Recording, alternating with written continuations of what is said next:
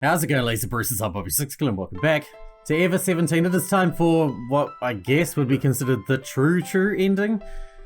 The one that we can only do after having done everyone else's ending. That's Coco's run. It looks, I had a look at the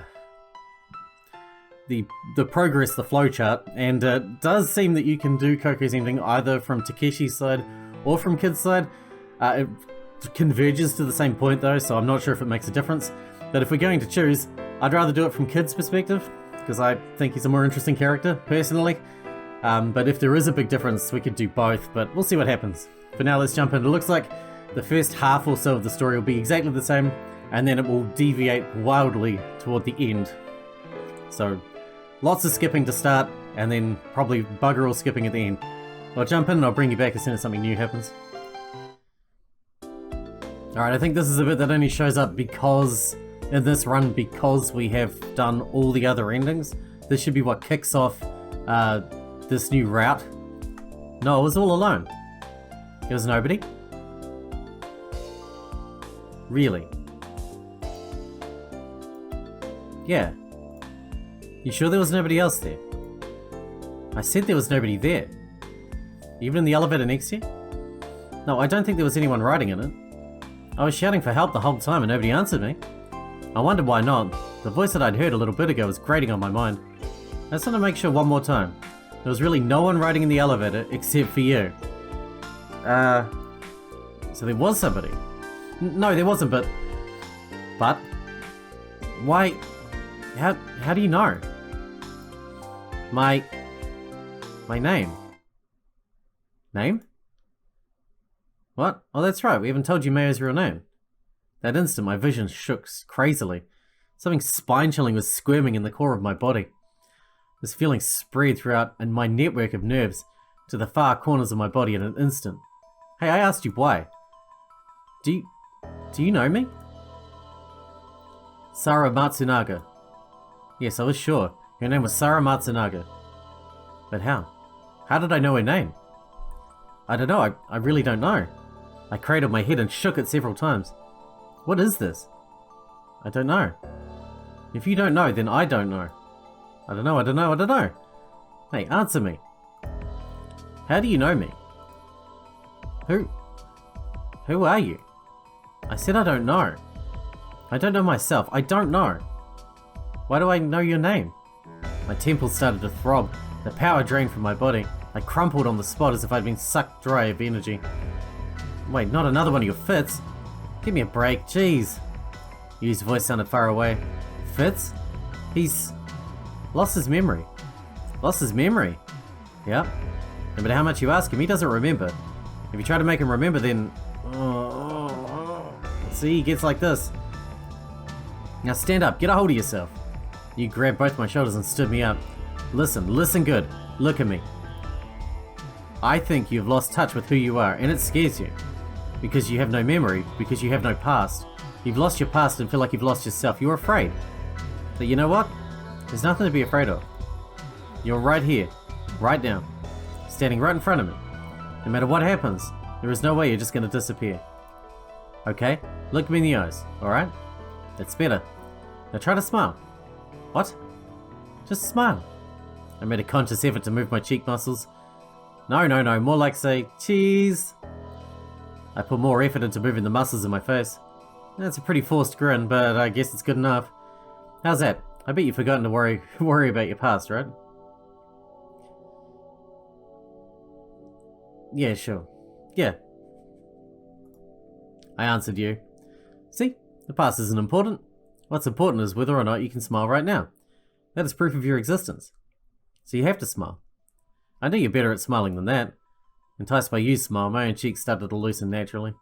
Yu gently touched my hair. It was as if her hands sucked the pain away. Skipping ahead. Nope. After I'd calmed down again, I went to find an exit. Of course, Sara couldn't hide her surprise at what had happened inside the complex. What is this? Why is everything wet? And there isn't anyone around. As we walked, Yu explained to Sara that the sequence of events to that point. Yu was working with Lamu on a part-time basis. I collapsed at the kiosk. The warning alarm sounded, everyone disappeared from Lamu and the flooding started. Stunned, Sara listened to Yu. After a while, Yu would finish the story. As if she had suddenly thought of it, you blurted out suddenly. But you know what's really strange? What? What this kid was just saying. I mean, Mayo, you don't remember him from anywhere, right? Right. But he knew your name. So that means somewhere in his lost memory there is information stored about you, right? But that's from like, because he lives the timeline over and over again, right? That's what Tsugumi said when we were playing as kid before. I wonder why. If it were the other way around, it'd make sense. If you knew something about him, but he had forgotten you because of amnesia, plus the kid and her are brother and sister, I remember as well, we knew that as well. That would make sense to me. Yet this is like going backward in a one-way street. One-way street, huh? Oh, I know. This is probably what happened. The kid probably used to be a big Sarah Matsunaga fan. I bet I never noticed him, but he used to watch me from the distance, like from the shadows. That would explain it completely. You're saying he's a stalker? Yep, that's exactly it. Hey, is that it? Did you stalk her? Just because I lost my memory, don't go making up one for me. Am I wrong? Yes. Mayo, I'll only ask you one more time. Are you really sure that you don't remember seeing this kid before? Remember him? Sarah brought her face close to me and stared at me. I could almost feel her breath. Well, now that you mention it... Huh? Huh? No, I'm kidding. I'm just joking. There's no reason I should remember him. No reason? I wonder what she meant by that. I thought that maybe she really did know who I was. My heart started to pound again. I remember when I'd seen Sarah for the first time a little bit ago. I'd felt something along the lines of nostalgia. For some reason, I'd felt that I'd witnessed the same scene somewhere before. Maybe I'd met her in the past after all. But I couldn't be sure of it. Even if I did know her name, or even feel nostalgic, it wasn't in my memory. Sarah's smile felt far away, but so that no matter how much I reached out for it, I would never be able to touch it. After that, you and Sarah did a complete check of Drite Stock's corridors. Alright, it's time for the next big new part that wouldn't have showed up before. In the life readings. Life reading 6. And the exact number of humans trapped was... 5.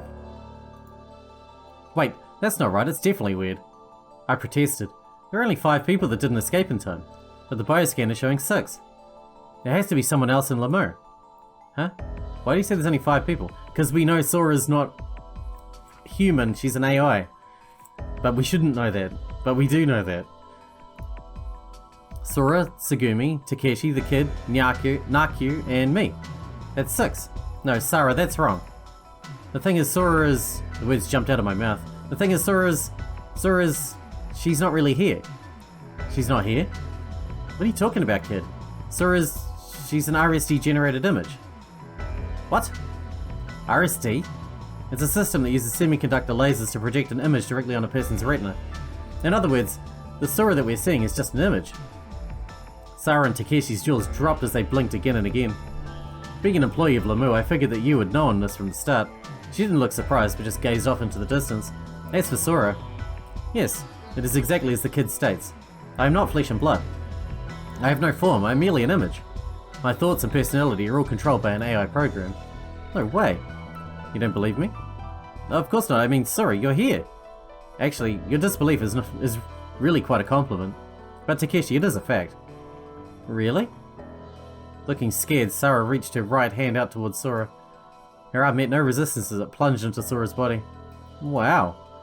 Sarah reflexively snapped her hand back. Now do you understand? Takeshi and Sarah froze, immobile like they were cut out pictures. Hey, you got it right? So Sora isn't detected by the bioscan sensors? That's right. You finally broke her silence. Sora shouldn't be counted by the bioscan sensors, so this number 6 can't be the right number. I told you so. That means that someone else is here besides us. Stop. Were you listening to what I just said? By can't be the right number, I mean that there's some kind of malfunction. Think about it. It didn't just display the number 6, right? The first time we looked it was saying 7 too. And then it would jump between 5 and 6 and 7. How do you explain that? Even if, like you say, there were other people that didn't get out of here in time, you think somebody would suddenly appear, disappear, or split into 2 people? Well, how am I supposed to know? See? But if somebody else were here, what would you do? Why don't we just search and see if we don't find anyone and then we can call it quits? I don't see any reason that you could have against searching. I'm not against it. But this is just a computer glitch, and I don't think we should let it go controlling us and make us all upset. So you really are against it? I said I'm not. Geez, fine, I got it. Enough of this. Right, should we go search for this someone? I gave a big nod. At that point, what about Tsugumi? Sora said it hesitantly. Oh, that's right. The reason we all came here is to find out where Tsugumi went. Correct. So, would it be logical to search Lamu while we determine the location of Tsugumi? Okay, sounds good. Well then, let's get started. Tsugumi was on white stock, right? Yes. Sora and Takeshi didn't react at all. I mentioned they still couldn't quite swallow the idea that Sora was an image. The two were frozen stiff with their eyes completely absorbed by Sora. What are you doing? Hurry up, let's get going. I tugged Sora and Takeshi by the arm, leading them from the control room. We climbed the emergency stairs, aiming for the floor that Tsugumi was on. Only Sora remained in the control room, thinking of ways to escape, establishing communications, rechecking the complex, and trying to get the malfunctioning systems back online. We arrived at its white stock, and when we did, a voice came from the speaker above the corridor. Right now, Tsugumi. Seems to be in the security office. I figured Sora was using the complex intercom system to announce Tsugumi's location. Alright, the security officer. You said this toward the ceiling. On the way to the office, Takeshi said, "Hey, that surprised the heck out of me, Sora being AI. I know it's crazy to think she's only an image. I mean, she said something about a laser projected onto the retina or something." Takeshi and Sora were as excited as two kids experiencing Halloween for the first time. But you knew, right, that Sora is an RSD generated... Yeah, I work here after all. Well, why didn't you tell us? Well, basically, I didn't think that's what Sora wanted. Sora herself didn't say anything about being AI or RSD, right? The fact that she has been quiet about it tells me she probably wanted to keep it a secret from everybody. If she didn't, then she would have told you all about it a long time ago, don't you think? So I didn't tell you. I didn't think I should be the one to tell you. I get it. So I shouldn't have said that. What? You said that Sora wanted to keep all of the AI and RSD stuff a secret, right? And I went and told everybody about it. Sora might be mad. That's silly. Not in the least, kid. Sora? Suddenly Sora appeared before everyone. We stopped, surprised. It is something that I thought I'd need to tell you. Besides, it's not something I was desperately trying to hide, so please try not to worry about it. Wait just a second. So how did the kid know about Sora's identity? Kid, you should not have any memories from before you fell into the pond, correct? Yeah. That means that somebody must have told you about Sora after that. No one told me. So how'd you know? That, Not again. I thought about it. It was the same as the time I blurted out Sara's name. I knew something that there was no way I could know. The fact that Sora was an RSD image. When? Where? Why? From whom? And who could have heard that? It was like one memory had broken free from the frozen iceberg of my past. I was confused by the memory's image. I don't know. I don't know how I know. How could I know? What is there in my past? Somebody tell me. The four of them looked at each other. You guys, this is really weird for sure. And it's not just this, the kid knew my name too. He knew your name, Sarah? Yep. What was it he had? Life amnesia or something? That has only to do with the loss of memories that are directly related to the person, right? But he knew about me and Sora. Wait a second, Mayo. I told you not to pressure the kid. But maybe it's just the opposite. Maybe he needs it. I mean, he found the cutoff point of his memory. Maybe if he doesn't try to pull stuff back from the other side, it'll disappear for good. Takeshi, I know what you're talking about. But think about our situation right now. I agree with you. There is no one here with a specialty knowledge of this disorder, nor capable of counselling. In other words, if the kid's condition were to worsen, there is nothing we could do to help him. So we need to stick with what we've got. He can still get his memory back after we get out of here. Sara and Takeshi didn't look satisfied. Maybe I'd gotten used to this kind of thing. My head didn't hurt, and I didn't feel confused. But I was terribly tired. I was absolutely beaten. There was no way I was getting any closer to my memory. My memory was like a lone island shrouded in fog. Well, if that's what you think, then that's fine. Besides, we got things to find before his memory. Things to find? She's referring to Tsugumi. The five of us went to the security office. Tsugumi was there. What are you guys doing here? What are you doing here? Do you want me to tell you? Yeah. I was trying to find out what you were plotting. Oh, you're still stuck on that, huh? Are you sick in the head? Paranoid, maybe? Let her look. That'll be the best anyway. And then she'll realize that we're not scheming anything. So Gimme, what is it you're so suspicious about? What do you think we did? It has nothing to do with you. Don't say that. I wish you wouldn't talk like that. Sarah clenched her fist and her shoulders shook. That's not what I mean. Huh? Your name is Sarah, right? Yes. I'm not suspicious of you, Sarah. So this thing has nothing to do with you. What do you mean?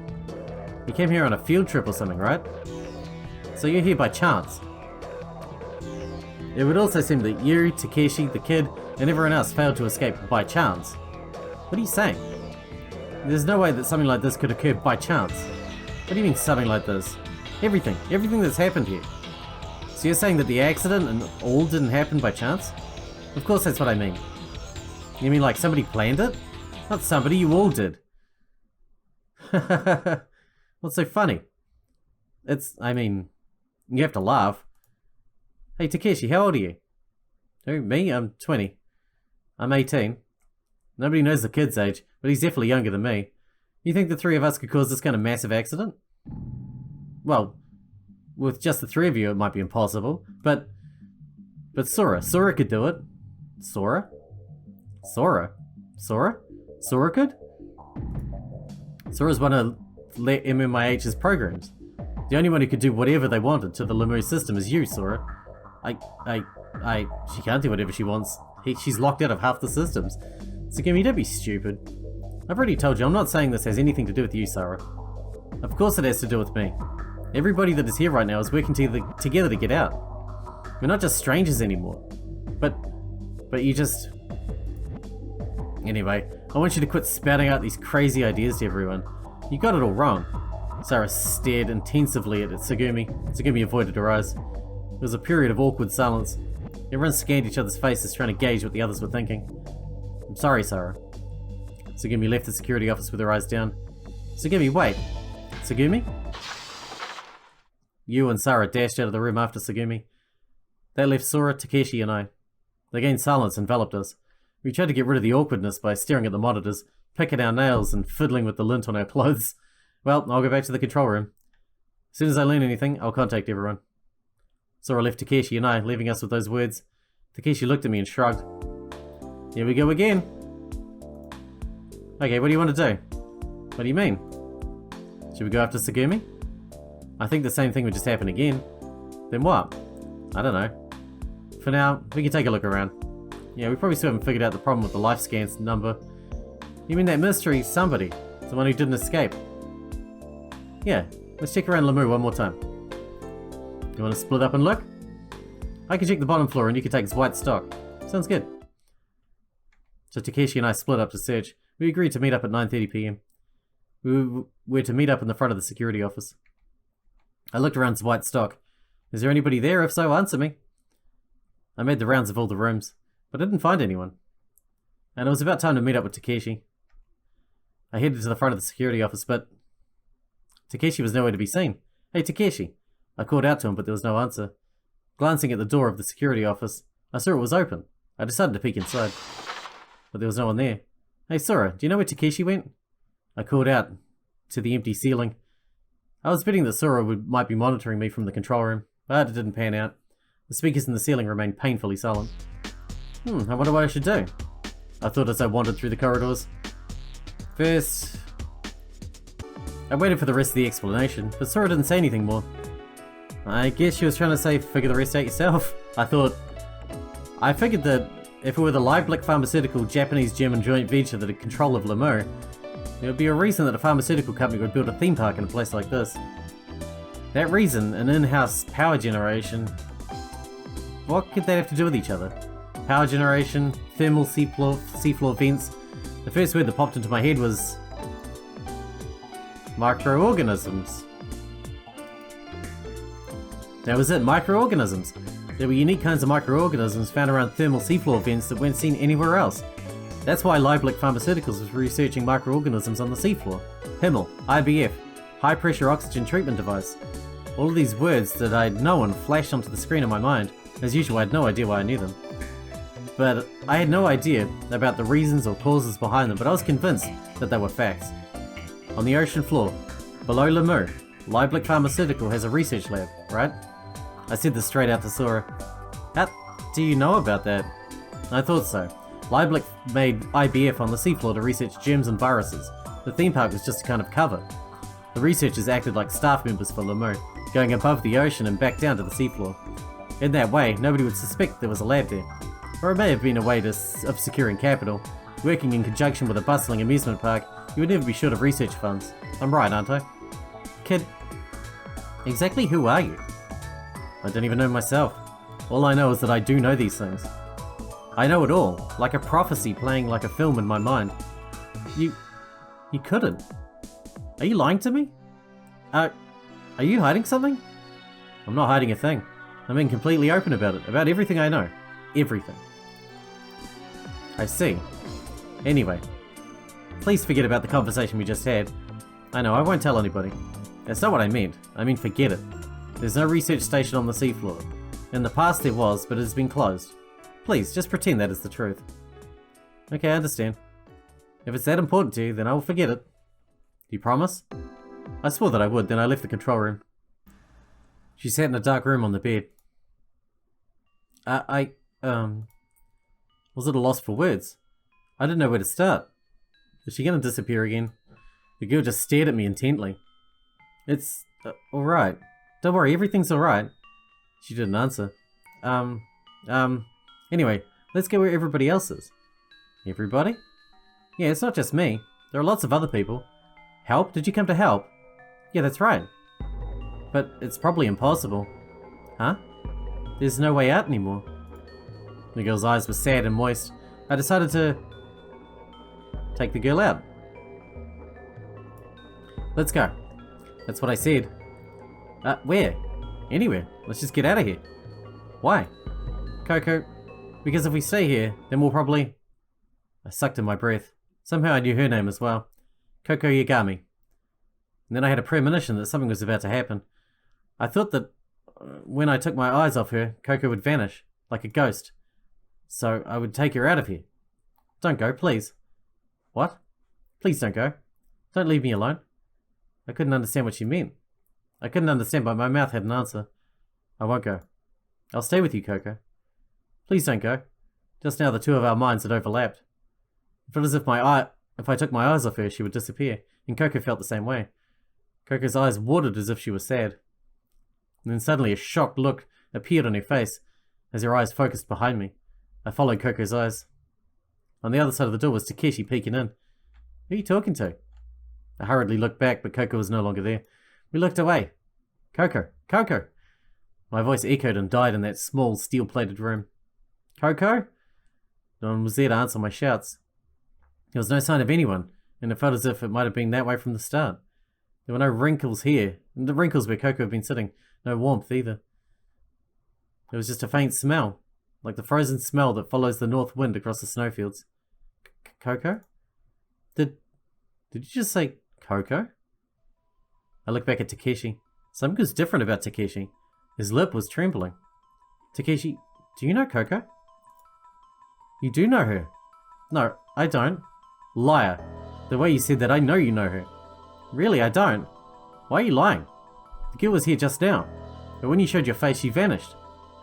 You're the one that's lying. There's no girl in here. Yes, there was. I'm positive that Coco was sitting on that bed. Tell me, who is she? I said I don't know anything about her. You're asking the wrong guy. I didn't see a thing. You're the one who said you're seeing things, right? I should be asking that question to you. Who was Coco, some friend of yours? No, but why do you know her name? I don't know why, but it just suddenly popped into my head. Oh, not this crap again. You got a pretty tricky case of amnesia. Alright, kid. Let's say you happen to meet some girl in this compression chamber, and you don't know why, but you know her name. And then, like some phantom, she just disappears without a trace. You're telling me to believe that? I'm telling the truth. Sure you are. It's true, I said. I know. You don't get it at all. Look, I'm getting out of here. You coming? Huh? Everyone's waiting for you. We're gonna eat together. Who cares about eating? Huh. Fine, do what you want. Takeshi left me with those harsh words and departed. Before going to the conference room, I peeked into the control room. The bioscan figure was eating at my mind. Life readings, 5. The number had dropped from 6 to 5. Everyone was in the conference room. There were fried chicken sandwiches and drinks secured from the sandwich shop there for everyone. Only Tsugumi was absent. I wonder where she'd gone, but more than that, I was worried about her. I told everyone about the girl, but everyone just laughed and no one listened. No one else had seen the girl. They don't remember the bioscan figure. 567. What could it mean? If the girl was in fact a ghost, that would mean the number 5 is correct. Sora wouldn't be included, and the four of us here plus Tsugumi would equal 5. But the number had jumped to 6 and even to 7. What in the world could that girl be? That reminded me of what you had said. You think somebody'd suddenly appear, disappear, or split into 2 people? If that were the case, it would explain everything. When the girl disappeared, the number would be 5, when she appeared 6, and when she split, then 7. Split? That was crazy. I shook my head at my own silliness. Maybe I was losing it. Something had to be wrong with me. I need to calm down, collect myself. While I thought this, I flipped up the tab on the can of cola. At first, I didn't know what had happened. I licked the liquid around my lips. It was sweet. It seemed as if the cola had exploded in my face. Everyone exploded in a chorus of laughter. What the heck are you doing, kid? You said this laughing. These cans contain pop made with special gas, so they're made at 6 atmospheres. But right now, we're at 1 atmosphere, right? So, if you don't hold it upside down when you open it, the carbonation inside explodes. As she laughed, Sarah took out a handkerchief. I took it and wiped my face. I was enveloped in laughter. Without noticing, I'd forgotten about everything that had been weighing on my mind. Takeshi went to look for Tsugumi. Anyway, let's go look for Takeshi and Tsugumi. And Sora? Mate, we're in the middle of a blackout now. So what? Oh, I see. Sora's brain is AI and her body is made of RSD, which means if the power is down, then Sora can't appear. That's right. Saying that, you started running. I took Sarah by the hand and followed after you. I didn't know where Takeshi and Tsugumi were, and I couldn't imagine they'd be just wandering around during this crisis. So where would they go first? The control room? I couldn't think of anywhere else. The power was out, so the door didn't open automatically. You pulled the lever next to the door and opened it manually. The 3 of us went inside. Takeshi, Tsugumi? If you're here, answer me. You called out into the darkness. Hello? Takeshi? Tsugumi? There was no answer. You had picked up a flashlight at some point. I thought that maybe she'd found it somewhere in the control room. You turned on it. A round white light appeared on the wall. You shined the flashlight from left to right. Right to left, sorry. Lighting up the corners of the room. The electricity was completely out. Like an abandoned castle, there was no sign of warmth left. There's clearly nobody there. It doesn't seem like there is anyone here. We left the room. Can you carry this?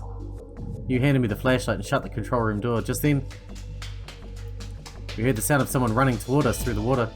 After a short while, 2 figures emerged from the darkness. Oh, Takeshi! Tsugumi!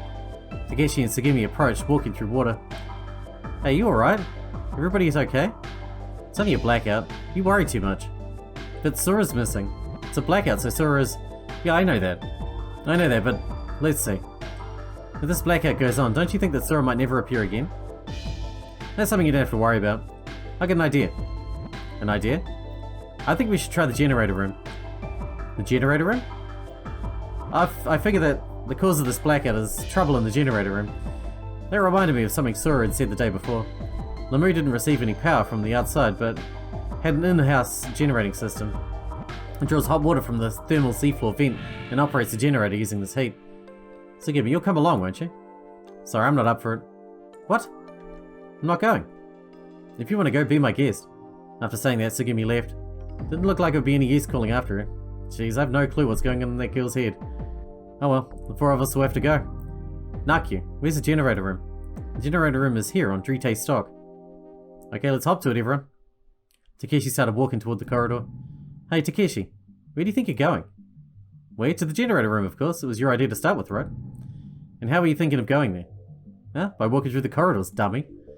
Oh, please, you really don't get anything, do you? What's that supposed to mean? Hey, you, I don't think I get it either. Me neither. You guys don't remember the map of Lemur we saw yesterday? Map? Map? Map.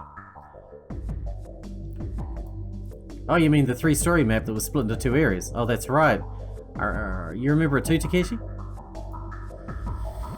I can't say I remember it exactly, but kinda, yeah. And what was between those 2 areas? Between them?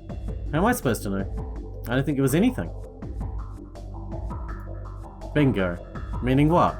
The two areas are divided by a block, which is now underwater, and we can't go directly from the control room to the area to the generator room area. Besides that, the emergency stairs of one of those areas was also flooded.